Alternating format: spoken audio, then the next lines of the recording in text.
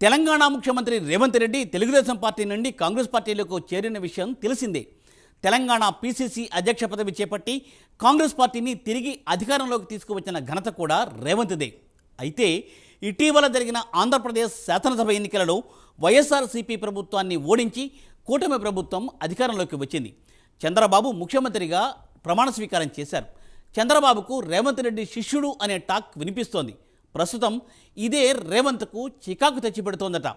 నేను చంద్రబాబు మనిషిని కాను, రాహుల్ మనిషిని, పక్కా కాంగ్రెస్ వాదిని అని చెప్పుకునేందుకు రేవంత్ రెడ్డి చేసిన ప్రయత్నం వైఎస్ఆర్ జయంతి సభ ప్రసంగంలో ప్రస్ఫుటంగా కనపడింది. ఇంకా ఆయన ప్రసంగంలో ఏమన్నారో ఈ ప్రత్యేక కథనంలో చూద్దాం.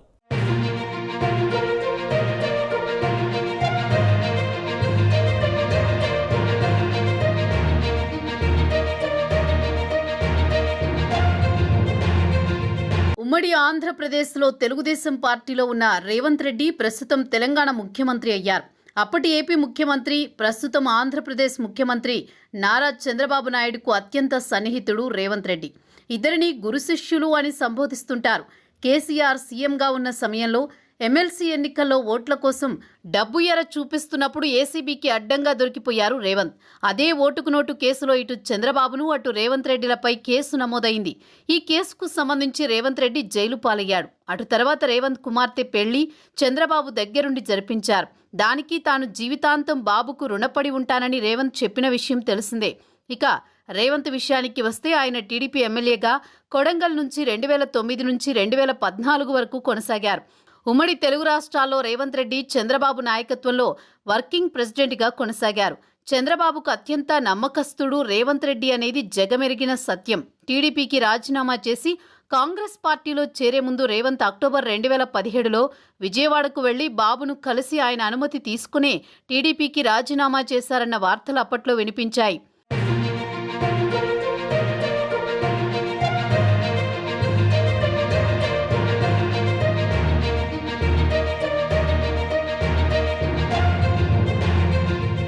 ఇక 2014లో ఆంధ్రప్రదేశ్ విడిపోయిన తర్వాత తెలంగాణలో తెలుగుదేశం ప్రాధాన్యం కోల్పోయింది. టీడీపీకి చెందిన నాయకులు ఇతర పార్టీలో చేరిపోయారు. ఇక లాభం లేదనుకుని రేవంత్ రెడ్డి కూడా కాంగ్రెస్లో చేరారు. అటు తర్వాత అధిష్టానాన్ని మెప్పించి తెలంగాణ పీసీసీ అధ్యక్షుడిగా బాధ్యతలు చేపట్టారు. తెలంగాణలో కాంగ్రెస్ పార్టీని అధికారంలోకి తేవడంలో రేవంత్ పాత్ర అత్యంత కీలకమనేది వాస్తవం. పార్టీ నాయకులు కూడా ఈ విషయాన్ని అంగీకరిస్తారు. ప్రస్తుతం రేవంత్ గురువు టీడీపీ అధినేత నారా చంద్రబాబు నాయుడు ఆంధ్రప్రదేశ్ ముఖ్యమంత్రి. ఆయన శిష్యుడు రేవంత్ రెడ్డి తెలంగాణ ముఖ్యమంత్రి. ఇక చంద్రబాబు లోక్సభ ఎన్నికల్లో మోదీతో కలిసి జట్టు కట్టారు. అక్కడ కూటమి ప్రభుత్వం అధికారంలోకి వచ్చింది. బాబు మద్దతు లేనిది మోదీ ప్రభుత్వం ఏర్పాటు చేయడం కష్టమే.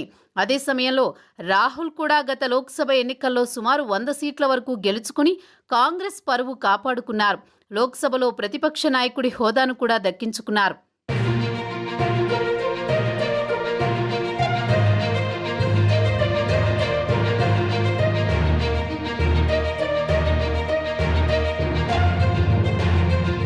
తాజాగా గత వారాంతంలో ఇరువురు ముఖ్యమంత్రులు హైదరాబాద్లో ప్రజాభవన్లో భేటీ అయ్యారు. ఇరు రాష్ట్రాలకు సంబంధించిన సమస్యలను పరిష్కరించుకోవాలని చర్చించుకున్నారు. అదే సమయంలో రేవంత్ బాబుకు సన్నిహితం కావడం కాంగ్రెస్లోని చాలా మందికి నచ్చడం లేదు. అధిష్టానానికి ఫిర్యాదు చేస్తారన్న భయం రేవంత్ను వెంటాడుతోంది. ఇటీవల మంత్రివర్గ విస్తరణ నుంచి టీపీసీసీ చీఫ్గా తనకు అనుకూలమైన వారిని ఎంపిక చేద్దామంటే తన పార్టీ కాంగ్రెస్కు చెందిన సీనియర్ మంత్రులు అడ్డు తగిలారు. దీంతో మంత్రివర్గ విస్తరణ వాయిదా వేసుకోవాల్సిన పరిస్థితి ఏర్పడింది. బాబు శిష్యుడు రేవంత్ అనే ముద్ర చెరిపేసేందుకు ఆయన ప్రయత్నం చేస్తున్నారు. గతంలో డిప్యూటీ సీఎం భట్టి విక్రమార్క కూడా చంద్రబాబు రేవంత్కు కేవలం సన్నిహితుడు మాత్రమే అని పలుమార్లు చెప్పుకొచ్చారు.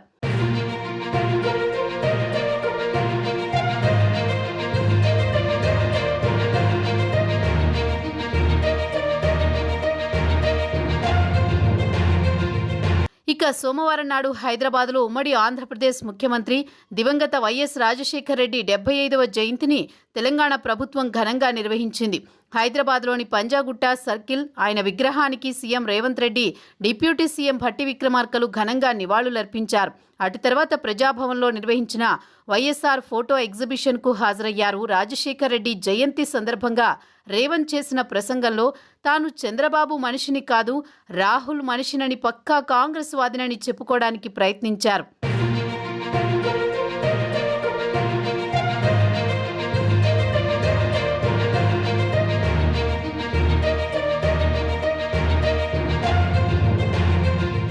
కేంద్రంలో కాంగ్రెస్ పార్టీ ప్రధాన ప్రతిపక్షంగా ఉంది. రాహుల్ గాంధీ ప్రధాన ప్రతిపక్ష నాయకుడిగా మోదీని గడగడలాడిస్తున్నారు. ఇటీవల పార్లమెంటులో మోదీ విధానాలను రాహుల్ ఎండగట్టారు. ప్రధాని పదవికి రాహుల్ గాంధీ ఒక్క అడుగు దూరంలో ఉన్నారు. రాహుల్ గాంధీని ప్రధానిని చేయడం వైఎస్ఆర్ ఆశయం. దానికోసం అందరూ అండగా నిలవాలి. రాహుల్ను ప్రధానిగా చేయడానికి ఎవరు అడుగులు వేస్తారో వారే నిజమైన వైఎస్ఆర్ వారసులు. రాహుల్ ప్రధాని పదవికి వ్యతిరేకంగా అడుగులు వేస్తే వైఎస్ వ్యతిరేకులే అని అన్నారు రేవంత్ రెడ్డి.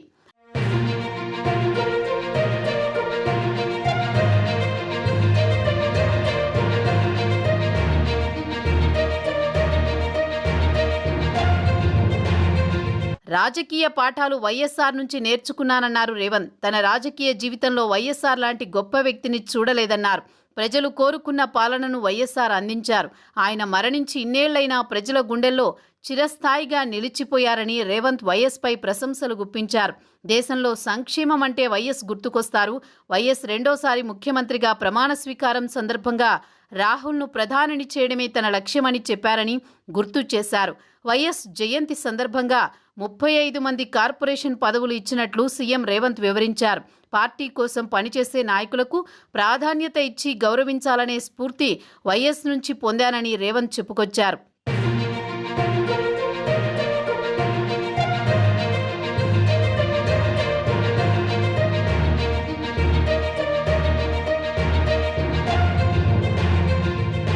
ఇటీవల రేవంత్ బాబుతో పూసుకు తిరగడంతో గురు శిష్యులు ఒక్కటయ్యారనే టాక్ మొదలైంది. ఇది గమనించిన రేవంత్ డ్యామేజీ కంట్రోల్ కసరత్తు మొదలుపెట్టారని కాంగ్రెస్ వర్గాలే గుసగుసలాడుకుంటున్నాయి. అధిష్టానానికి ఈ విషయం చేరకుండా ఇక్కడితోనే స్టాప్ పెట్టాలని రేవంత్ గట్టి ప్రయత్నం చేస్తున్నారనేది ప్రస్తుతం హైదరాబాద్లో జరుగుతున్న చర్చ.